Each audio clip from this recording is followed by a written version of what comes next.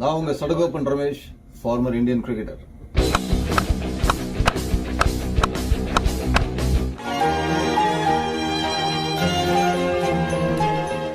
வணக்கம் சகோ. என்ன மேட்சுங்க நேத்து, அப்பா சிக்ஸர் மழை அப்படியே பாத்தீங்கன்னா கொடையோட தான் உட்காரணும் போல இருக்கு. மழை வருதோ இல்ல பந்து கிரௌடுக்குள்ள வந்துட்டே இருக்கு அப்படின்ற மாதிரி வேற லெவல் மேட்ச். அதாவது ஃபர்ஸ்ட் நீங்க பாத்தீங்கன்னா ஆர்சிபி ஃபர்ஸ்ட் நீங்க பேட்டிங் ஆடினா எப்படி ஆடணும் அப்படின்ற ஒரு எக்ஸாம்பிள் காமிச்சாங்க. மும்பையும் இந்த மாதிரி ஸ்கோரை எப்படி சேஸ் பண்ணணும்னு முட்டி மோதி பார்த்தாங்க. One of the best matches in this ஐபிஎல்ங்க. சரி, ஹர்திக் பாண்டியா டாஸ் வின் பண்ணி நாங்க சேஸ் பண்றோம்னு சொல்றாரு. கரெக்டான ஒரு டெசிஷன் தாங்க. Super batting wicket. ப்ராபப்ளி அவர் என்ன யோசிச்சிருப்பாருன்னா, எங்க சைடு ஒருத்தன் வந்துக்கிறாயா, ஒரு காட்டுக்குள்ள ஒரு சிங்கம் வருது அப்படின்ற போது அவர் வச்சு ஒரு 180 170 உங்களை எடுத்துருவோம், நாங்க கம்ஃபர்டபுளா சேஸ் பண்ணுவோம். அவர் எதிர்பார்க்காத ஒரு விஷயம், அது 220 வரைக்கும் போகுன்றது எதிர்பார்க்கல ஹர்திக் பாண்டியா. அண்ட் பும்ரா உள்ள வரும்போது எந்த சைடுக்கு தாங்க மிகப்பெரிய நம்பிக்கை ஒரு பலம் இருக்காது சொல்லுங்க. அவரை பத்தி ஒரு ஆடெல்லாம் வந்திருக்கு, நீங்க பாத்திருப்பீங்க, ஒரு சிங்கம் நுழைகிற மாதிரி ஒரு சின்ன ஆடெல்லாம். ஐ திங்க் அது பும்ராவை எப்படி ஆட போறோம் அப்படின்றது ஆர்சிபி யோசனையா இருந்திருக்கும். இப்படிதான் ஆடணும்னு முதல் பால் காமிச்சாரு பாருங்க விராட் கோலி. வேற லெவல் பேட்டிங். ஃபில் சால்ட் முதல்ல அவுட் எடுத்தாங்க. அவுட் எடுத்தோடனே நீங்க பாத்தீங்கன்னா இந்த பக்கம் விராட் கோலி, அவர் போனா போறாரு, அவர் உப்புனா நான் காரம், நீங்க எடுத்தது உப்பு மூட்டை, நான் தான் ரன்னு மூட்டை அப்படின்ற மாதிரி வேற லெவல் ஆடினாரு விராட் கோலி. ஐ திங்க் அங்கதான் இவங்க எதிர்பார்க்காத ஒரு விஷயம் என்னன்னா, மும்பை வந்து 6.75 80 போகும்னா ஃபில் சால்ட் எடுத்துட்டோம், இப்ப அந்த 6.75 வாய்ப்பெல்லாம் யோசிச்சாங்க. ஆனா வச்சு செஞ்சுட்டாரு விராட் கோலி. அண்ட் தேவ்தத் படிக்கல் அவர் நல்லா ஆடி இருக்காரு. இந்த மேட்ச் ரொம்ப ரொம்ப இம்பார்ட்டன்ட். அவர் இந்த லெவல்ல ஆடுறது 15-20 பந்தா இருந்தாலும் பவர் பிளேக்குள்ள வர்ற பேட்டரு, நான் முட்டி மோதி பாக்குறேயா 200 ஸ்ட்ரைக் ரேட்ல ஆடுறேன்னு சொல்றதுதான் கரெக்டான ஃபார்முலா. அது கிளிக் ஆச்சு. அதன் காரணமாக பவர் பிளேவை மேக்ஸிமைஸ் பண்ணாங்க ஆர்சிபி. ஹர்திக் பாண்டியா ப்ராப்ளி இந்த ஒரு ஆங்கிள் யோசிச்சிருக்கலாம். எப்பா நீங்க சேஸ் பண்ண வேணாம், உங்க பக்கம் சேஸ்ன்னு சொன்னா கிங்னு ஒருத்தர் உட்காந்துருக்காரு, அவர் எத்தனையோ முறை இந்த மாதிரி சேஸ் பண்ணி பக்கத்திலேயே சேர் போட்டு நான் பாத்திருக்கேன் அப்படின்றனால நாங்க சேஸ் பண்ணிக்கிறோம், அவருக்கு ஃபர்ஸ்ட் டார்கெட் செட் பண்ண விடுறோம் அப்படின்னு யோசிச்சாரு. ஆனா சேசிங்ல கிங்கா இருந்த விராட் கோலி டார்கெட் செட் பண்றதுல சக்கரவர்த்தியா மாறிட்டார். வேற லெவல் பேட்டிங். அதுவும் the greatest bowler to greatest batter. இது வந்து எந்த ஃபார்மேட்டா இருந்தாலும் அப்படியே நம்ம பார்க்கலாங்க, உச்சி குளிர்ற மாதிரி பார்க்கலாம். நான் யோசிச்சது அது ரொம்ப கியூரியஸா பார்த்தேன். பும்ராவுக்கு முதல் பந்து ஒரு கவர் டிரைவா இருக்குமா, ஒரு பீட்டனா இருக்குமா, அவுட்டா இருக்குமா, என்ன மாதிரி இருக்க போது, 2 யானை மோத போது அப்படின்னு யோசிச்ச போது உட்டாருங்க விராட் கோலி நகுந்து ஒரு ஷாட். எப்பா மிட் விக்கெட்ல. இது ஏன் முக்கியமான ஷாட்னா, not just for Virat Kohli, அடுத்து வரக்கூடிய பேட்டர்ஸ் இருக்காங்க பாருங்க, அவங்க எல்லாம் மனசுல பும்ரா இருந்திருப்பாரு. இந்த ஷாட் அடிச்சது அந்த அடுத்து வரக்கூடிய பேட்டர்ஸ், அந்த ஹோல் ஆர்சிபி பேட்டிங்க்கு ஒரு ப்ரெஷரை ரிலீஸ் பண்ண மூமெண்ட் எங்கன்னா விராட் கோலி துக்கான் பும்ரா. வேற லெவல் ஷாட்டுங்க. உனக்கு பெஸ்ட் பவுலர் நான் இப்படிதான் ஹேண்டில் பண்ண போறோம், நாங்களும் இப்படிதான் பண்ண போறோம் ஒரு சின்ன மெசேஜ் கொடுத்தாரு. அதையும் தாண்டி பும்ரா ஷாமா கம்பேக் கொடுத்தாரு, சூப்பரா பவுலிங் போட்டாரு. அதை பத்தி பேசலாம். பட் ஒரு டீம்ல உங்களோட தி ஃபேஸ், அதாவது இவர் தான் அப்படின்னு இருக்கக்கூடிய பிளேயர் பயங்கர அக்ரெசிவ் இன்டென்ட்டா ஆகும்போது அது டீமுக்கு பயங்கரமா பரவுன்றது என்டையர் பேட்டிங்ல நம்ம பார்த்தோம். ஆர்சிபி தெரிச்சுட்டாங்க. ஸோ விராட் கோலி இன்னைக்கு இன்னிங்ஸ் வந்து இந்த வருஷம் ஃபுல்லா அப்படிதான் ஆட போறாரு தோணுதுங்க எனக்கு. நீங்க பாத்தீங்கன்னா அடி உதை இப்படிதான் ஆட போறான், அதெல்லாம் முடிஞ்சு போச்சு, இந்த ஆங்கர் கிங்கர் நானும் இந்த மாதிரி தான் என்ஜாய் பண்ண போறேன்ற மாதிரி ஆட போறாரு விராட் கோலி. வேற லெவல் பேட்டிங். ரஜத் பட்டிதார் புதிய தலைமை புதிய மாற்றம் அப்படின்னு சொல்லும்போது புதிய நம்பிக்கை வரும். அதாவது இது நல்லது நடக்குதோ இல்லையோ, ஏதோ ஒரு மாதிரி நடக்க போகுது, அதுக்கு மோசமா இருந்திருக்கு, இதுக்காக அது பெட்டர் ஆக போகுது அப்படின்ற ஒரு நம்பிக்கை ஆர்சிபி ஃபேன்ஸுக்கு வந்தது. ஆனா அந்த மாற்றத்துல இவ்வளவு பெரிய நம்பிக்கை தந்திருக்காரு ரஜத் படிதார் இவ்வளவு குறுகிய காலத்திலே அப்படின்னு சொல்லும்போது hats off to Rajat Patidar. Not just batting, அவருக்கு கேப்டன்சிலும் சில பாயிண்ட்ஸ்லாம் நான் உங்ககிட்ட பேசுறேன். பட் ஒரு கேப்டன் பெர்ஃபார்ம் பண்றது எவ்வளவு பலமிக்க ஒரு விஷயமா இருக்கும்னா, டீமுக்கு நான் எப்பவுமே சொல்லுவேன், கமெண்ட்ரியில் உங்களுக்கு கேட்டிருப்பீங்க, அந்த கேள்வி கேட்கிற இடத்துல நான் இருக்கணும்னா நான் கரெக்டான எனக்கு வேலையை பண்ணணும் அப்படின்றத நீங்க எல்லா கேப்டன்ஸும் பண்ணும்போது அவங்களுக்கு ஒரு மிகப்பெரிய பலமா இருக்கும். என்ன இன்னிங்ஸ் ரஜத் படிதார். எனக்கு தெரிஞ்சு இந்த மேட்ச்ல 1-2 விஷயங்கள் நான் பாக்குறது, வித்தியாசங்களா பாக்குறது, ஒரு குரூஷியல் மூமெண்ட்ஸ் அப்படின்றது அந்த பேட்டிங் ரஜத் படிதார் நேற்று ஆடி கொடுத்தாரு. ஆர்சிபி வந்து நீங்க ஒரு கட்டத்துல 190 200 வருமா அப்படின்றது 220க்கு போனதுக்கு முக்கியமான 2 காரணங்களாக நான் பாக்குறது என்னன்னு பாத்தீங்கன்னா, இந்த ரஜத் படிதார் வந்து ஹர்திக் பாண்டியாவோட டேக் ஆன் பண்ணது 23 ரன் வெளுத்துட்டார். வேற லெவல். ஹர்திக் பாண்டியா அது வரைக்கும் சூப்பரா பவுலிங் போட்டுருந்தாருங்க. திடீர்னு அந்த ஒரு ஓவர்ல பாத்தீங்கன்னா, எப்பவுமே இதுதான் T20 இல்ல, 1 பிக் ஓவர் பேட்டிங் சைடுக்கோ இல்ல 1 சூப்பர் ஓவர் நல்ல ஒரு 2 விக்கெட் வந்ததுன்னா போலிங் சைடுக்கு எப்படி மாறுன்ற காட்சிகள் நிறைய பார்த்துருக்கோம் நம்ம. ஸோ அந்த ஒரு ஓவர் முக்கியமான ஓவர், அங்க 200 தாண்டி போச்சு, அங்க 205 அந்த மாதிரி ஒரு கட்டத்துக்கு வந்துட்டாங்க ஆர்சிபி. ஆனா அந்த 205ல இருந்து 220க்கு போனதுக்கு காரணம் ஜிதேஷ் சர்மா. ஒரு சின்ன பிளாஷ்பேக், நான் அவரை பத்தி என்ன சொல்லியிருக்கேன்றதை பார்க்கலாமா? அதே மாதிரி ஆர்சிபில எனக்கு இன்னொரு பிடிச்ச பிளேயர் யாருன்னு பாத்தீங்கன்னா ஜிதேஷ் சர்மா. இந்த சஷாங்க் சிங், த்ருவ் ஜுரேல், அசுதோஷ் சர்மா இதெல்லாம் நம்ம பேசுறோம் பாத்தீங்களா, திடீர்னு வருவாங்க மேட்ச் திருப்பிட்டு ஏதோ ஒரு பெர்ஃபார்மன்ஸ் பண்ணிட்டு போவாங்க. இந்த மாதிரி பசங்க அந்த பட்டியலில் இவங்க சேர்த்துக்கலாம். ஜிதேஷ் சர்மா சடனா ஒரு பயங்கரமான நாக் ஆகுவாரு. Very very well high talented அப்படின்றதுனால அவரையும் நம்ம உஷாரம் கொஞ்சம் பார்த்து வச்சுக்கணும். ஸ்பின்னர்ஸையும் அற்புதமா ஆடுவாரு ஜிதேஷ் சர்மா. பாத்தீங்களா? நான் சொன்னேன்ல, நீங்கலாம் இவரெல்லாம் எப்படின்னா ஹிடன் ஜெம்ஸ்ன்னு சொல்லுவாங்க. இவங்க 19 பந்துல 40 ரன்னுங்க. அதுதான் இன்ஃபாக்ட் 220க்கு எடுத்துன்னு போச்சு. இல்லன்னா 200 அப்படின்னு சொல்லியிருந்தீங்கன்னா, இங்க பாருங்க மும்பை ஆல்மோஸ்ட் அதை தாண்டி போயிட்டாங்க இல்லையா? ஸோ இவங்கலாம் எப்படின்னா அந்த கடல்ல மூழ்கி முத்தகிக்கிற மாதிரி பிளேயர்ஸ். ஹிடன் ஜேம்ஸ் அது அந்த இதுலயே சொல்லியிருக்கேன். ஜிதேஷ், அப்புறம் பாத்தீங்கன்னா சஷாங்க் சிங், அசுதோஷ், அப்புறம் அந்த அனிகேத் வர்மா இவங்கலாம் பாத்தீங்கன்னா ஒரு ஹிடன் ஜேம்ஸ். நீங்க மூழ்கி எடுக்கணும், அவங்களை தேடி எடுத்தீங்கன்னா அந்த மாதிரி பிளேஸ்லாம் கிடைப்பாங்க. Super, hats off. அகைன் மும்பையோட போலிங் நீங்க பாத்தீங்கன்னா ஹர்திக் பாண்டியா சூப்பரா கலக்கிட்டாரு, எக்ஸ்ட்ராடரியா போட்டாரு. மீண்டும் அவர் வந்து அந்த பர்பிள் கேப் ஏங்க என் கையில இருக்கணுன்றதுக்கு ஒரு அத்தாட்சி அப்படின்ற மாதிரி போலிங் போட்டுருக்காரு ஹர்திக் பாண்டியா. ஸோ அந்த ரஜத் பட்டிதார் ஒன் ஆஃப் அது வெளுத்துட்டார் ரஜத் பட்டிதார். பட் ஓவராலா ஹர்திக் பாண்டியா இந்த சீசன்ல ரொம்ப அற்புதமா போலிங் போட்டிருக்காரு. தீபக் சார் எக்ஸ்பென்சிவா இருக்காரு. ட்ரெண்ட் போல்ட் முதல்ல ஒரு விக்கெட் தரலாம், அதுக்கப்புறம் நிறைய ரன்ஸ் கொடுத்துட்டாரு. பும்ரா விக்கெட் எடுக்கலாம். 4-29 அட்டகாசமான ஒரு ஸ்பெல் கம்பேக். ரொம்ப நாள் கழிச்சு இன்ஜூரியில இருந்து வராருன்னா இனிமே தான் ஓட ஆரம்பிக்கும் அந்த குதிரை பாருங்க. அதுக்காக ஒரு ஓவர் வில் ஜாக்ஸுக்கு சம்மந்தமே இல்லாம கொடுத்தாருங்க. அந்த 10 ரன் போச்சு. ஆனா விக்னேஷ் புத்தூர் அதே 10 ரன் தான் கொடுத்தாரு ஒரே ஓவர்ல. ஆனா ஒரு விக்கெட் எடுத்தார் தேவ்தத் படுகல. அதுக்கப்புறம் ஏன் இன்னொரு ஓவர் அவர் ட்ரையே பண்ணல அப்படின்றது தெரியல. ஏன்னா இந்த 10-15 ரன்கள் தான் வித்தியாசம். இந்த மாதிரி ஒரு க்ளோஸ் மேட்ச்ல அதுதான் மிகப்பெரிய வித்தியாசமா இருக்கும். ஸோ அங்கதான் ப்ராபபிளி இன்னொரு ஓவர் விக்னேஷ் புத்தூருக்கு கொடுத்துருக்கலாமோன்னு ஒரு எண்ணமும் வருது. Anyway Hardik Pandya toss win பண்ணி சேசிங்னு சொன்ன போது அவரோட மைண்ட்ல இருந்த டார்கெட்டுக்கு ரொம்ப தள்ளி போச்சு இந்த 221. இருந்தாலும் அவ்வளவு ஈஸியா மும்பை இந்தியன்ஸ் சொல்ல மாட்டாங்க. கடப்பார பேட்டிங் வச்சிருக்காங்க, ஒரு மாதிரி போராடுவாங்கன்றது எல்லாருக்கும் தெரிஞ்ச ஒரு விஷயம். ஒன்லி திங் அந்த எல்லைக்கு தாண்டுற அளவுக்கு அந்த மேட்ச்ல சேசிங் இருக்குமா இல்லையான்றதான் கேள்வி. மும்பை இந்தியன்ஸோட ப்ராப்ளம் என்னன்னு பாத்தீங்கன்னா இன்னும் ஓப்பனிங்ல நிறைய பார்ட்னர்ஷிப்ஸே வரல இந்த வருஷம். ரோஹித் சர்மா 2-3 ஷாட் ஆட ஆரம்பிச்சாருங்க. விட்டார பாருங்க ஒன்று ஸ்கொயர்லுக்கு மேல புவனேஸ்வர் குமார். அப்போ வந்துட்டான் தலைவன் அப்படின்ற மாதிரி ரோஹித் ஃபேன்ஸ்லாம் ஃபீல் பண்ணாங்க. பட் இங்க தான் ரஜத் பட்டிதாரோட கேப்டன்சியை நான் பாராட்டுறேன். இங்க பாருங்க ரஜத் பட்டிதார் கேப்டன்சி 2-3 வித்தியாசங்களை நான் பாக்குறேன். ஒண்ணுமே இல்ல. இப்ப ரோஹித் சர்மாக்கு இது வரைக்கும் 25 இன்னிங்ஸ்ல ஐபிஎல்ல மட்டும் நான் பேசுறேன். 25 இன்னிங்ஸ்ல 11 முறை லெஃப்ட் ஆர்ம் ஃபாஸ்ட் பாலருக்கு அவுட்டா இருக்காரு ரோஹித் சர்மா. இந்த சீசனே பாத்தீங்கன்னா கலீல் அஹமதுக்குலாம் ஃபர்ஸ்ட் ஓவரே அவுட்டா இருக்காரு. அப்படின்ற போது ஸ்டாட்ஸை கையில எடுத்தாருங்க. இங்கதான் சில கேப்டன்ஸ் அதை செய்ய தவறிட்டாங்க. நீங்க பாத்தீங்கன்னா ஒரு மிகப்பெரிய வித்தியாசம் என்னன்னா அந்த லெஃப்ட் ஆர்ம் ஃபாஸ்ட் பாலர் எடுத்து நார்மலா ஹேசல்வுட் தான் நியூ பால் போடுவார். அவரோட பலமே நியூ பால் ஹேசல்வுட். பட் இந்த மேட்ச் கொஞ்சம் வெயிட் பண்ணானே அப்படின்னு சொல்லிட்டு எஸ்டாயில் கொடுத்தாரு. அது 2-4 போனோடனே அது தவறான டிசிஷன் மாதிரி தெரிஞ்சிருக்கலாம். பட் கம்பேக் கொடுத்தாருங்க எஸ்டாயில். அந்த ஸ்டாட்ஸ்ல இன்னொரு டிக் ஆஃப் ஆச்சு ரஜத் பட்டிதார். இங்க தான் நான் சின்ன விஷயங்களை சொல்லுவோம். ப்ராப்ளம் நீங்க பாத்தீங்கன்னா ஒரு ருத்ராஜ் கைக்வாட் எடுத்துக்கோங்க. CSK vs RR match. Nitish Rana அற்புதமா ஆடினா ஆஸ்பினர் அழகா ஆடக்கூடிய ஒரு லெஃப்ட் ஹேண்டர். அதுவும் அஸ்வினுக்கு எகேன்ஸ்டா ரொம்ப ரொம்ப நல்லா ஆடி இருக்காரு நிதிஷ் ராணா. ஆனா அதையும் தாண்டி அஸ்வின் பக்கம் போனார். அந்த ஒரு பிக் ஓவரா போச்சு நிதிஷ் ராணாக்கு. பட் ஸ்டாட்ஸ் கதை உள்ள எட்டி பாத்தீங்கன்னா வேற கதை சொல்லுது. நிதிஷ் ராணா சூப்பர் பேட்டிங் ஆடி இருக்காரு எகேன்ஸ்ட் அஸ்வின். ஸோ இதெல்லாம் வந்து கணக்கில் இருக்குது. ரொம்ப ரொம்ப இம்பார்ட்டன்ட் விஷயம். ரஜத் பட்டிதார் அதை கையில் எடுத்தாரு. இன்னொரு விஷயம் ரஜத் பட்டிதாரை நான் ரசிச்ச இன்னொரு விஷயம் என்னன்னு பாத்தீங்கன்னா சுயாஷ் சர்மா அவர் நீங்க திருப்பி எடுத்துன்னு வந்தார். வேர்ல்ட் கப் வின்னிங் கேப்டனுங்க பேட் கமின்ஸ். அவர்னா ராகுல் சார் ஆட வேண்டிய ஒரு விக்கெட்ல வந்து சிமர்ஜித் எடுத்துன்னு வந்தார். மீடியம் பேசர் ஸ்லோவா இதுவே ஸ்லோவா இருந்தது, டேர்ன் ஆகுது விக்கெட் அப்படின்ற போது அவரே அந்த தவறு பண்ணார். ஆனா ரஜத் பட்டிதார் கரெக்டான இம்பாக்ட் யூஸ். நான் திருப்பி சொல்றேன், இம்பாக்ட் ஒரு தொக்கு இல்ல நாளைய தோப்பு அப்படின்னு அந்த பலத்தை உணர்ந்து எந்த கேப்டன்ஸ் யூஸ் பண்றாங்களோ அவங்க தான் கேம்ல நிறைய மாற்றத்தை எடுத்துன்னு வர முடியும்ன்றது நான் பல பதிவுகளில் சொல்லியிருக்கேன்.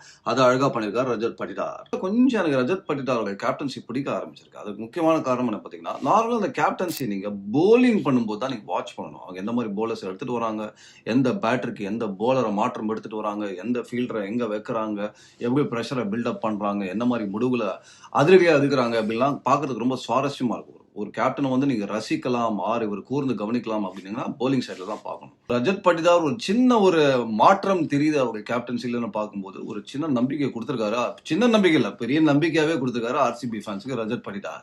அடுத்தது நீங்க முக்கியமான ஒரு பிளேயர் யாரும் பாத்தீங்கன்னா வில் ஜாக்ஸ்லாம் ஆனார். பட் அவங்களுக்கு துருப்பு சீட்டுன்னு சொல்லக்கூடிய சூர்யா குமார் யாதவ் அவருக்கு படலங்க. நீங்க ஆக்சுவலா பாத்தீங்கன்னா அவர் கையில வர கேட்ச் எல்லாம் விட்டுட்டே இருந்தாங்க அப்படின்ற போது சூர்யாஸ் டேவா இருக்குமான்னு சொல்லிட்டு. பட் சம்டைம்ஸ் என்ன ஆகும் தெரியுமா, கிரேட்டஸ்ட் பேட்டர் பிஸ்தா பிளேயர்லாம் நீங்க கேட்சை விட்டுனே இருந்தா அதை விரும்ப மாட்டாங்க. என்னையா மவனை அதுக்கு தாண்டி 4 6 அடிச்சாதான் அதுக்கு பதிலடி கொடுத்த மாதிரி இருக்குன்ற ஒரு ஃபீலிங் வரும். அது மாதிரி சூர்யா டிசைட் பண்ணிட்டாரு, பரவாயில்லையா அடியில் அவுட் அப்படின்ற மாதிரி. ஒரு கிட்டத்தட்ட ஒரு 5-6 பந்துல சகோ 3 முறை கேட்ச். 1 விட்டாங்க, 2 விட்டாங்க, 3 புடிச்சிட்டாங்க. எனக்கு தெரிஞ்சு அங்க வந்து சூரியகுமார் யாதவுக்கு எனக்கு படவே இல்லை. அது ஒரு மிகப்பெரிய செட்பேக்கா இருந்தது மும்பை இந்தியன்ஸ்க்கு. நேத்தி ஷோல நான் சொல்லிட்டு இருந்தேன், நீங்க பாத்தீங்கன்னா திலக் வர்மா நீங்க ரன் அடிக்கணும், அடிச்சா ரொம்ப நல்லா இருக்கும் அப்படின்றது நல்ல ஒரு தரமான யங்ஸ்டர். அதுக்கு காரணம் போன மேட்ச் நம்ம பார்த்தோம், அவர் வெளில கூப்பிட்ட காட்சிகள் எல்லாமே ஒரு கரண்ட் இந்தியன் பேட்டர் நீங்க அதை பண்ணக்கூடாது அப்படின்ட்டு எல்லாருக்குமே நான் உணர்வை வெளிப்படுத்துறேன். என்னுடைய தாழ்மையான கருத்தை நான் சொல்லியிருந்தேன். இந்த மேட்ச்ல வந்தாரு பாருங்க, என்ன மாதிரி ஆட்டம் ஆடினார். கிட்டத்தட்ட எடுத்துட்டாருங்க மேட்சை, கையில எடுத்துட்டாரு திலக் வர்மா. சூப்பர். அதாவது திருப்பி நான் சொல்றது, ஒரு நல்ல பிளேயர், நல்ல டீமுக்கு ஒரு பேட் டே இருக்கலாம். ஆனா அதுதான் வந்து தொடர்ந்து போகக்கூடிய ஒரு பாதையா இருக்குமானா கண்டிப்பா இருக்காது. அன்னைக்கு ஒரு பேட் டே இது பெரிய பெரிய கிரிக்கெட்டர்ஸ்க்கு எல்லாமே நடந்திருக்கு அப்படின்ற பொழுது அதை டக்குன்னு எந்த சீக்கிரமா வெளியே வராங்கன்னு சொல்லிட்டு குதிரை மாதிரி வந்தாரு பாருங்க. டபால் வந்தாரு, டபால் இருந்து வந்துட்டாரு திலக் வர்மா. அட்டகாசமான இன்னிங்ஸ் ஆடி கொடுத்தாரு திலக் வர்மா. இன்ஃபேக்ட் திலக் வர்மா அதுக்கப்புறம் வந்தாரு ஹர்திக் பாண்டியா. ஹர்திக் பாண்டியா, அதாவது நான் ஹர்திக் பாண்டியா பத்தி பேசும்போது 2 விதமா பேசுவேன். ரெகுலரா என்ன ஃபாலோ பண்றவங்களுக்கு அது நல்லாவே தெரியும். கமெண்ட்ரியும் சரி. நான் ஹர்திக் பாண்டியா பத்தி எப்படி பேசுவீங்களே அப்படின்னு. ஹர்திக் பாண்டியா ஒரு கேப்டனா பிரிச்சு பேசுவேன், ஒரு பிளேயரா பிரிச்சு பேசுவேன். ஒரு கேப்டன், அதுல இன்னும் சில கேள்விகள் நான் கண்டிப்பா வைப்பேன். ஒரு பிளேயர் சத்தியமா கேள்வியே வைக்க மாட்டாங்க. நீங்க அது 2ஆ பிரிச்சுக்கோங்க. உங்க இதுல ராட்சசங்க ஹர்திக் பாண்டியா அடிக்க ஆரம்பிச்சார்னா யப்பா, நிஜமாவே சொல்றேன், ஒரு மாதிரி வேர்க்க வைக்கக்கூடிய அளவுக்கு ஒரு அமானுஷ்யமான ஒரு பேட்ஸ்மேன் திறமைசாலின்னு சொல்லி யாரும் ஹர்திக் பாண்டியா. இன்னொரு 10 பந்து ஹர்திக் பாண்டியா ஆடி இருந்தாருன்னா 10ல ஒரு 5 பந்தே வச்சுக்கோங்க ஆடி இருந்தாருன்னா கதகந்தல் ஃபார் ஆர்சிபி. ஒரு விசித்திரமான விஷயம் என்ன பாத்தீங்கன்னா, ஹர்திக் பாண்டியா எல்எஸ்ஓக கடைசி 5 பந்து 16 ரன் தேவை. ஆனா அது படல ஹர்திக் பாண்டியா. ஆனா இங்க முதல் 5 பந்துல 20 ரன் கிராஸ் பண்ணிட்டாரு. வேற லெவல் அடிச்சாருங்க. அதுவும் அந்த ஏஜலோட அடிச்சாரு பாருங்க, ஃபிளாட்டா லாங் ஆஃப் மேல. எப்பா என்ன ஷாட்டுங்க. ஸோ எங்க வந்து ஆர்சிபி புல் பேக் நடந்தது. T20 கிரிக்கெட்டோட இது பார்த்தீங்கன்னா ரொம்ப இன்ட்ரெஸ்டிங்கான விஷயங்கள் நான் ஏற்கனவே சொல்லியிருக்கேன். டக்குன்னு ஒரு ஓவர் 4-5 பந்துல காட்சிகள் மாறும்னு சொல்லிட்டு அந்த திலக் வர்மா விக்கெட் ஃபர்ஸ்ட் 17.4ல புவனேஸ்வர் குமார் எடுக்கிறாரு. முதல்ல ஆர்சிபி உள்ள வந்த இடம் அங்க. அடுத்தது எங்கன்னு பாத்தீங்கன்னா பலமா கால் எடுத்து வச்சது 18.1ல ஏசில் ஹர்திக் பாண்டியா எடுத்தார். ஸோ இந்த ஸ்பேஸ் ஆஃப் 3 பந்துகள்ல காட்சிகள் மாறின. 17.4ல திலக் அவுட், 18.1ல ஹர்திக் பாண்டியா அவுட். இதுதான் பியூட்டி ஆஃப் T20 கிரிக்கெட். சடனா உள்ள வந்து உட்காந்துட்டாங்க ஆர்சிபி. அந்த கட்டத்துக்கு அப்புறம் நீங்க பாத்தீங்கன்னா ரஜத் பட்டிதார் ஒரு லாஸ்ட் ஓவர் ஸ்பின்னர் கிட்ட போனாருங்க. வேங்கடே மாதிரி ஒரு கிரவுண்ட்ல வேற வழி இல்லை. ஏன்னா அவர் என்ன உணர்ந்தாருன்னா லாஸ்ட் ஓவர் வரைக்கும் எடுத்து போன இந்த மேட்ச் கதை கந்தல். அவங்க விக்கெட் நம்ம எடுத்து ஆகணும் அப்படின்னால புவனேஸ்வர் குமார் ஹேசல்வுட் தான் முதல்ல நான் யூஸ் பண்ணிடுறேன். விக்கெட்ஸ் எடுத்தீங்கன்னா கடைசியில வச்சு நான் என்னன்றதை பாத்துக்கிறேன் அப்படின்ற மாதிரி வந்துட்டாரு. அது கரெக்டா கிளிக் ஆச்சு. ஆனா குருணால் பாண்டியா போட்ட போதும் நீங்க பாத்தீங்கன்னா அந்த கட்டத்துல யார் மிச்சல் சாண்டர், தீபக் சார் இவங்க அட்டகாசமா ஆடுவாங்க பேட்டிங் அப்படின்ற போது இன்னும் ஒரு வாய்ப்பு இருந்தது. அவுட் சைட் சான்ஸ் நீங்க பாத்திருப்பீங்க. மிச்சல் சாண்டர் விட்டார் ஒரு 6 ஹேசல்வுட். இன்னும் ஹர்திக் பாண்டியா எழுந்து கிளாப்லாம் தட்டி வெறிய இருக்கு மச்சான் இன்னும் கேம் அப்படின்ற மாதிரி செலிப்ரேட் பண்ண மூவ்ஸ்லாம் நீங்க பாத்திருப்பீங்க. மும்பை இந்தியன்ஸ் ஃபேன்ஸும் அதான் நம்பினாங்க. அச்சார் பாருங்க ஒரு ஷாட், மிச்சல் சார் செம்ம ஷாட்டுங்க. அது லெஃப்ட் ரைட் ஒரு 5 அடி போயிருந்தா 6 ஃபிளாட்டா அப்படியே ஃபிளைட் டேக் ஆஃப் ஆகிற மாதிரி ஆச்சு. ஆனா நீங்க டேக் ஆஃப் பண்ண நீயா இருக்கலாம், ஆனா நான் தான் பைலட் அப்படின்ற மாதிரி டிம் டேவிட் கண்ட்ரோல் அப்படின்னு சொல்லி அசால்ட் அப்படி எடுத்தாரு பாருங்க. இது இன்னொரு நல்ல விஷயம். ஏன்னா டாலுங்க எப்பவுமே இந்த டால் ஃபீல்டர்ஸ் இருக்கணும் லைன்லன்றதுக்கு இன்னொரு உதாரணம் நீங்க பாத்தீங்கன்னா டிம் டேவிட் கரெக்டான இடத்துல வச்சா ரஜத் பட்டிதார். அதுவும் இன்னொரு கேப்டன்சி. அதுக்கப்புறம் அசால்ட்டா வந்தாரு ஃபில் சால்ட். அங்க பாத்தீங்கன்னா அதுவும் தீபக் சார் அடிச்ச ஷாட்டும் அவர் கையில பட்டு போயிருந்தா பவுண்டரி மினிமம். ஒரு மாதிரி தான் வந்தாரு, பிடிச்சாரு, பார்த்தாரு அங்க லைன் இருக்கணும், தூக்கிட்டே மச்சான் புடுறா டிம் அப்படின்னு தூக்கி போட்டாரு. டிம் அதையும் அழகா எடுத்தாரு. இந்த 2 கேட்சஸ் ரொம்ப குரூஷியல் டைமா ப்ரெஷர் டைம்ல எடுத்திருக்காங்க ஆர்சிபி அப்படின்ற போது அவங்க ஃபீல்டிங் ரொம்ப டாப் கிளாஸா இருந்திருக்கு. குருணால் பாண்டியா அந்த ஊர்ல கடகடன் விக்கெட் எடுத்தது ஒரு 4 for 45 இருந்த ஒரு நடுவுல மட்டும் ஹர்திக் பாண்டியா பொழந்துட்டாரு. அவர் ஒரே ஓவர் அண்ணன் என்னடா தம்பி என்னடா ஐபிஎல் மேட்சிலேன்ற மாதிரி வேற லெவல் அடிச்சு பேத்துறாரு. அந்த ஓவர் தவிர பாத்தீங்கன்னா குருணால் பாண்டியா எல்லாருமே பாத்தீங்கன்னா வேங்கடியில் 1 or 2 பிக் ஓவர்ஸ் போவாங்க, ஒன்றும் பண்ண முடியாது அப்படின்ற போது செம கம்பேக் கொடுத்தாரு. பட் ஓவரால் ஆர்சிபி நான் மீண்டும் சொல்றது, ஆர்சிபி இந்த வருஷம் டிஃபெண்டும் பண்ணக்கூடிய ஒரு போலிங் வச்சிருக்காங்க. நீங்க பாத்தீங்கன்னா அதுல எனக்கு ரொம்ப பிடிச்சது சுயாஷ் சர்மா. செம போலிங் போட்டாங்க அந்த பையன். நீங்க பாத்தீங்கன்னா கொஞ்சம் வேற மாதிரி. ஏற்கனவே நான் சொன்னேன் எனக்கு ரஜத் பட்டிதார் கேப்டன்சில பிடிச்ச ஒரு மூமெண்ட் என்னன்னா சிஎஸ்கே 40 for 3 இருந்தபோது 2 லெஃப்ட் ஹேண்டர்ஸ் அப்படின்ற போது தம்பி வாடா சுயாஷ் அப்படின்னு சொல்லி போலிங் கொடுத்தாரு. நார்மலா கேப்டன் மைண்ட் செட் பாத்தீங்கன்னா லெஃப்ட் ஹேண்டர் லெக் ஸ்பின் எதுக்குன்னு அப்படின்னு கேட்பாங்க. இருப்பா 40 for 3 சிச்சுவேஷன் நமக்கு சாதகமா இருக்கு, அவங்க சான்ஸ் எடுக்கிறாங்களா இல்லன்னு பாக்கலாம். திலுக்கு துட்டுன்னு டீச் பண்ணாரு பேட்டர். இன்ஃபேக்ட் சிவம் துபேவை அவுட் ஆக்கும் செஞ்சாரு சுயாஷ் சர்மா. இதெல்லாம் ரஜத் பட்டிதாரோட கேப்டன்சில ஜொலிக்கக்கூடிய விஷயங்களை நான் பாக்குறேன். அதுக்கப்புறம் பாத்தீங்கன்னா புவனேஸ்வர் குமார், யஷ் தயால் மீண்டும் வந்து ஒரு நல்ல போலிங் கொடுத்திருக்காரு. ஹேசல்வுட் நல்லா போட்டாரு குரூஷியல் ஓவர்ஸ்ல. வித்தியாசம் என்னன்னு பாத்தீங்கன்னா ட்ரெண்ட் போல்ட் அந்த லேட்டர் ஓவர்ஸ்ல பண்ண முடியாத விஷயத்த ஹேசல்வுட் இங்க பண்ணி காமிச்சாரு. Okay super. ஓவராலா நல்லா பண்ணிருக்காங்க. இந்த மேட்ச்ல இவ்வளவு க்ளோஸ் நான் எப்பவுமே சொல்லுவேன். சோ நீங்க என்னோட பதிவுகள் எல்லாம் அந்த சிக்ஸர்கள் வித்தியாசம் தான் மேட்சை முடிவு செய்யக்கூடிய ஒரு விஷயமா இருக்கும். அவர் க்ளோஸா எடுத்துன்னு போகன்றது அதுக்கு ஒரு மிகப்பெரிய அத்தாட்சி இந்த மேட்ச். இதுல பாருங்க 13 sixer RCB, 12 sixer Mumbai Indians, 25 sixer மொத்தம் மேட்ச்ல 150 ரன் வந்திருக்கு அப்படின்ற போது அதனாலதான் மேட்ச் இவ்வளவு க்ளோஸா போயிருக்கு. நீங்க பாத்தீங்கன்னா மும்பை ஒரு எக்ஸ்ட்ராடனரி சேஸ் கொடுத்தாங்க, ஒரு கட்டத்துல மேட்சை வின் பண்ணிட்டாங்க. பட் ஓவராலா பாத்தீங்கன்னா எப்பா கிட்டத்தட்ட 400 ரன் மேல ஒரே நாள்ல சிக்ஸர்கள் மழை பின்னி படல் எடுத்திருக்குங்க. இந்த ஐபிஎல்ல நான் 2 விஷயம் வந்து உன்னிப்பா கவனிப்பேன். சிக்ஸர்களின் வித்தியாசம், அது ரொம்ப டெக் டு நெக்கா இருந்தா அது எனிபடிஸ் கேமா இருக்கலாம். இப்ப பார்த்தோம் மும்பை வர்சஸ் ஆர்சிபி அது மாதிரி. பட் அந்த வித்தியாசம் கொஞ்சம் பெரிய அளவுல இருந்ததுன்னா, அது யாரு அதிக சிக்ஸர் அடித்தாங்களோ அந்த சைடுக்கு தான் 100% வெற்றி போயிருக்கு. இன்னொரு உன்னிப்பாக கவனிக்க வேண்டியது என்னன்னு பார்த்தீங்கன்னா, பவர் பிளே. பவர் பிளேல நீங்க பார்த்தீங்கன்னா, எந்த சைடுலாம் 65 மேல எடுத்திருக்காங்களோ, இதுவரைக்கும் ஐபிஎல்ல அது மாதிரி நிகழ்வுகள் எத்தனை முறை நடந்திருக்குன்னு பார்த்தீங்கன்னா, 5 முறை நடந்திருக்கு. அந்த 5 முறையும் அந்த 65 ரன் மேல எடுத்த சைட்ஸ் 100% வின் பண்ணிருக்காங்க. ஸோ சிம்பிள் ஃபார்முலா 6, 65 மேல எய்ம் பண்ணுங்க. அதுதான் உங்களுக்கு அக்ரெசிவா போங்க பேட்டிங்கு. 14 முறை 65 கீழ நடந்திருக்கு நிகழ்வுகள். அதுல 4 முறை தான் அந்த டீம் ஜெயிச்சிருக்கு அப்படின்ற போது இந்த பெர்சன்டேஜ் பாருங்க மாறுது. 100க்கு 100 நீங்க மார்க் எடுக்கணும்னா 6, 65 மேல எய்ம் பண்ணுங்க தலைவா. ஓகே, மும்பை இந்தியன்ஸ் நீங்க கேட்டீங்கன்னா திருப்பி வர முடியுமா அப்படின்னு கேட்டீங்கன்னா, வரத்துக்கு நான் மும்பை இந்தியன்ஸை நான் இன்னும் ஏதாவது ஒரு மிரக்கல் மேஜிக் பண்ண முடியும்னா மும்பை இந்தியன்ஸால பண்ண முடியும். அதற்கான ஒரு வலுவான சைடை வச்சிருக்காங்க. பட் ஹர்திக் பாண்டியா நான் மீண்டும் சொல்றது, ஒரு கேப்டன் அப்படின்றது கேப்டன்ல நான் கேள்வி வைக்க மாட்டேன். ஒரு டைட்டில் அடிச்சிருக்காரு, ஒரு ரன்னர்ப்லாம் வந்திருக்காரு அப்படின்ற போது, பட் அது வேற டீமுக்கு. மும்பை ஒரு யானைங்க. மும்பை ஒரு யானை. உள்ள பாத்தீங்கன்னா ஒரு பும்ரா, ஒரு சூரியகுமார், ஒரு ரோஹித் சர்மா அப்படின்னு ஜாம்பவான்கள் அடுத்த கட்ட ஃபியூச்சர் ஸ்டார்ஸ்னு வேற லெவல் டீம் 5 வாட்டி டைட்டில் அடிச்சிருக்காங்க அப்படின்ற போது, அந்த யானை மேல உட்காரும் போது நீங்க வெறும் கேப்டனா உட்கார முடியாது, ஒரு லீடரா உட்காரணும். அதான் நான் எப்பவுமே நம்புற ஒரு விஷயம். மும்பை சிஎஸ்கே 5 டைட்டில் அடிச்சிருக்காங்கன்னா அதற்கு காரணம் அவங்க கிட்ட கேப்டன்ஸ் இல்ல, லீடர்ஸ் இருந்திருக்காங்க. அப்படின்ற போது இந்த சைட்ஸ் தே நீட் லீடர்ஸ். அப்பதான் அவங்க அந்த வருஷம் தான் ரொம்ப நல்லா பண்ணிருக்காங்கன்றத நம்ம பார்க்கணும். ஸோ அந்த யானை மேல உட்காரும் போது நீங்க லீடரா உட்காந்து அது கண்ட்ரோல் பண்ணாதான் ரிசல்ட்ஸ் கிடைக்கும். வெறும் கேப்டனா உட்காந்து நீங்க ஒரு மற்ற சைடுக்கு யோசிக்கிற மாதிரி யோசிச்சீங்கன்னா அந்த யானை உங்களையும் கீழே தள்ளும், மற்றவங்களையும் மிச்சு ஓடி போகணுன்றத நம்ம பார்க்கணும். எனிவே மும்பை மீண்டும் ஒரு ஃபைட் பண்ண முடியுமான்னு கேட்டீங்கன்னா, கடப்பார சைடு நடக்குமானா ஒரு இமாலய இலக்கு. பட் இருந்தாலும் மும்பை இந்தியன்ஸால ஒரு சைடால முடியுமா அப்படின்னு கேட்டீங்கன்னா மும்பை இந்தியன்ஸால முடியும். ஸோ நம்பிக்கையோடு இருங்க Mumbai Indians fans. RCB fans வாழ்த்துக்கள். ரொம்ப நாள் கழிச்சு ஒரு மலையோட உச்சியில இருந்து அப்படியே சின்னதா சிலுன்னு ஒரு மழைச்சாரலோட காத்தடிக்கிற மாதிரி உங்களுக்கு ஒரு ஃபீலிங் இருக்கும். அந்த மேகம் யாரும் பார்த்தீங்கன்னா ரஜத் படிதாரோட கேப்டன்சி நம்ம சொல்லி ஆகலாம். அந்த காத்துக்கும் அவர் தான் காரணம். பட் வாழ்த்துக்கள்.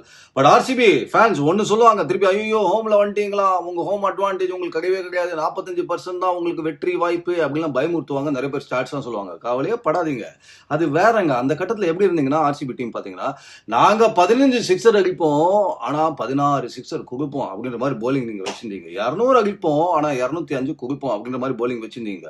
ஆனா இந்த முறை நீங்க அதே மாதிரி 200 அடிச்சுட்டே இருந்தீங்கன்னா அதை டிஃபெண்ட் பண்ணக்கூடிய ஒரு போலிங்கை வச்சிருக்கீங்க. அப்படின்றதுனால நான் நம்புற விஷயம், உங்களோட ஹோம் அட்வான்டேஜ், அந்த ஹோம் அட்வான்டேஜ் மீண்டும் உங்க பக்கம் வரதுக்கு பலமான வாய்ப்பு இருக்கு.